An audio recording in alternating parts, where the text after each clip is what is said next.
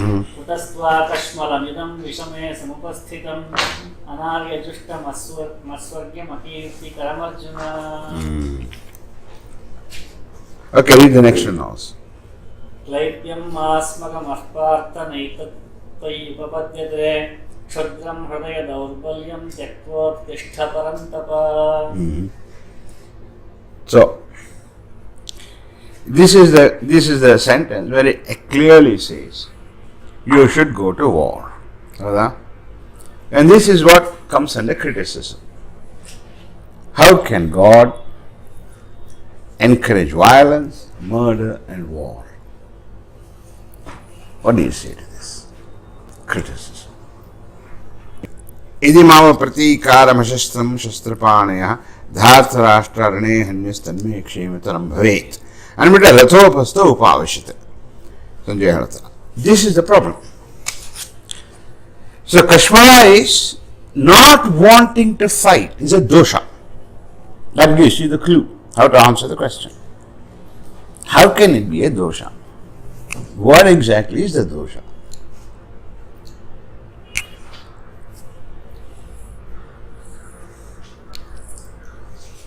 Can you? It's already given. Everywhere he gives answers to that. What do you think? So first, it is against anarya-justam. So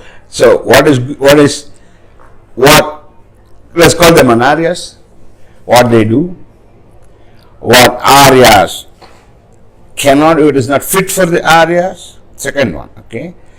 It is against the route to heaven, and it gives you bad name or infamy, and then it is a cowardice. It's worse than cowardice. It's a shanda. What is this? Yeah, I know. Shandatana. Hedi. No, it's not Hedi.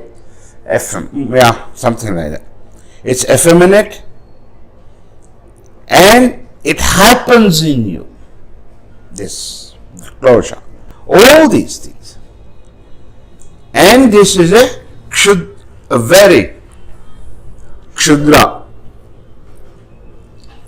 mean,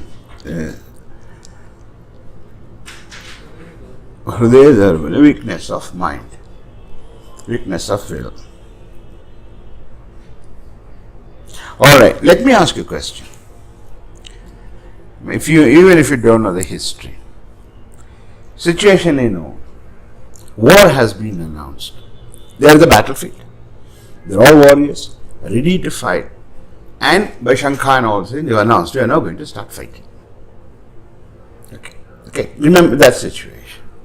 Today, anyway, a soldier on a battlefield, when the battle has been announced, in any country in the world today, if the soldier says, I won't fight, they're going to arrest him, court-martial him, put him in jail. In certain armies, for French Foreign Legion, they shoot him dead immediately. Okay. Earlier on, till about 100 years ago, they used to do the same all over. In almost every country we know, when a warrior standing in the battlefield wants to run away, okay, is very severely punished, mostly with life. Okay, this is how every country is. And one of the most severe punishments in the army is desertion. And it's court-martial. It's not the civilian courts. Okay? It's military courts. In other words, you do not run away from the army, from the battlefield, when you are a warrior standing there. This is most civilized practice. And this is the only practice known to army. Okay. You don't have a philosophical discussion. You say you shoot back. That's why you're standing there. That's not the time to have philosophical discussions about anything. If you don't like war, don't go there. Don't enter into army, don't go to the battlefield, be a pacifist, whatever you want. But once you're on the battlefield, the battle has commenced, you're a soldier, you fight. Okay. So what is wrong with what Krishna did? It's exactly the same thing. Why is he criticized as immoral? Inducing violence? He is not inducing any violence. Those are all issues before the battlefield. On the battlefield, soldiers must fight. There's no second to that. All history of mankind, to this day, the law, the army law, no civilized person on earth, especially those who criticize, would like the US soldiers to run away. Yeah. They said desertion must be punished. They will say that. So why are they criticizing Krishna? So he is neither encouraging violence nor discouraging violence. He is saying you are a warrior in the battlefield. Battle is coming, so fight. Don't desert, war. All your deep questions and so on, that should be discussed elsewhere. Now you have to take the arrow and shoot tie it to the bow and shoot it. Yeah. In other words, it's being entirely reasonable. So why criticize Krishna? So what do? They abstract from this battlefield, except say in the battlefield. Then they make it into a civilian theatre where we are discussing, should we want war or peace? Should we want to kill people, not kill people discussion? Seminar room they create. And they put Krishna there. This Krishna, this fellow, useless fellow. He is a terrible God, he encourages violence. He is not encouraging violence. He is encouraging Krishna, Arjuna to kill. Either he kills or gets killed. That's not the issue. Krishna is saying nothing about it. He says, go fight.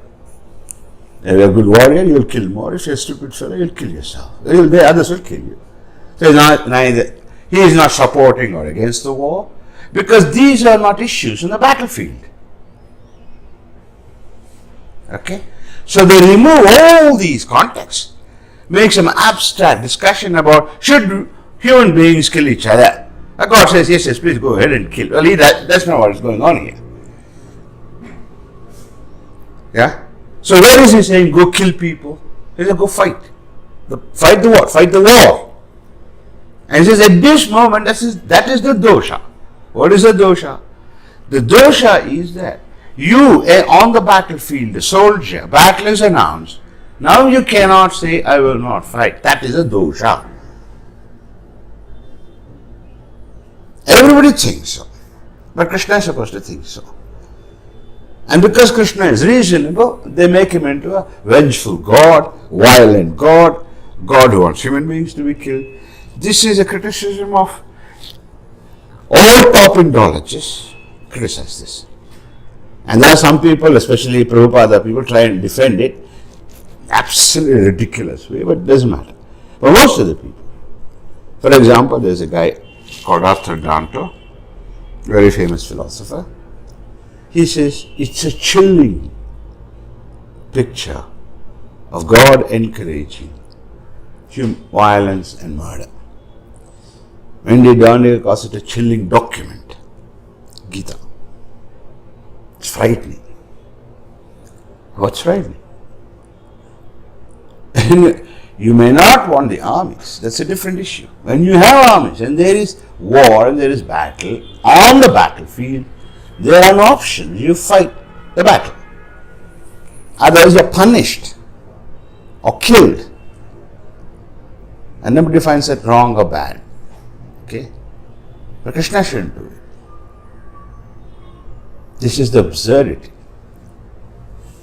That means Krishna must go insane. Say, yes, let's now go, let's all kill us, we'll die.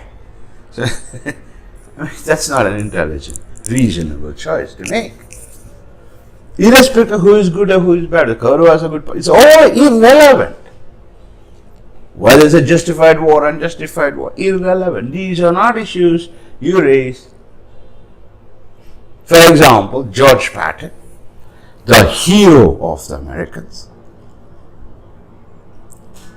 There's a movie called Patton.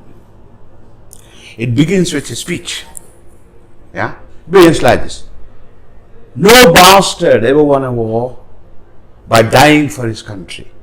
He won it by making the other poor dumb bastard die for his own. That's literally the movie. He was awarded all prizes. Very, very fine soldier. Praised like nobody's business. Look at what he says. Kill the other poor dumb bastard. Die for his country. That's just the way to look at it. He was called blood and bones. Yeah. So soldiers used to say, yeah, our blood, his bones. Blood and guts, sorry. Yeah, our blood and his guts. So under him, thousands upon thousands of people died in the Second World War. But George C. Patton is one of the most famous generals of war. So, what exactly is Krishna doing wrong? Whether it's God or not, what is he doing wrong? Nothing. He is doing the most reasonable thing. And that is supposed to be chilling. That's supposed to be war-hungry God. Where? So, it is a dosha, he is saying, and dosha is when you are a soldier on the battlefield, battle has been announced, you can't run away.